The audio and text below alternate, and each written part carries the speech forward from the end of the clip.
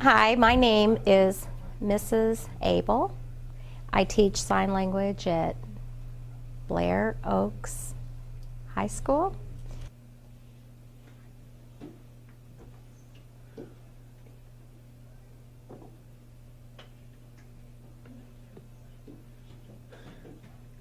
I teach 3 different levels here, ASL 1, 2, and 3. ASL stands for American Sign Language, and there are different types of sign language out there. There is something called SEE, which is SEE, and that stands for Signing Exact English. They sign each and every word. And the difference between SEE and ASL is more of an interpreted. Like if someone is speaking, you wouldn't sign each and every word they say. You would listen and you would condense it into an ASL form, which is a different language, you know, because sign language is a foreign language. My mom is deaf and my dad is hearing, and so I kind of grew up in a house that was hearing and deaf, and so it was kind of a second language to me. When my mom was 2, she had a very high fever, and she actually had the measles and the mumps at the same time. Just like with the disease of scarlet fever and things like that, it can take your hearing, and that's what happened.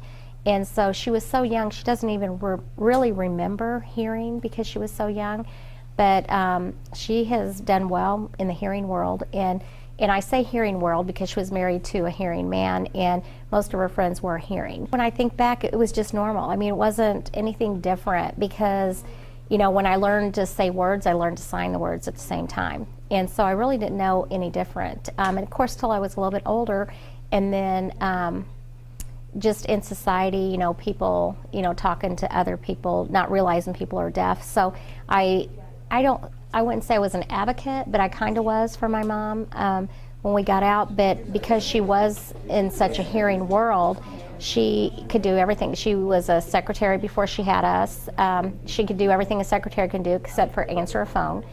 And then when she started having kids, she stayed home and started babysitting. And so fortunately, my mom was able to stay home with us as kids. Basically, I started out interpreting in the school systems, and then whenever sign language became a foreign language in Missouri, they asked me to start teaching sign language here in the high school. I'm also a certified interpreter. I would say the most rewarding thing about teaching sign language here at the high school is seeing the kids learn the language and use it. And what's really neat is the kids that are gone for several years that come back and still use the language. And so it's just neat to see them having fun while they're learning something.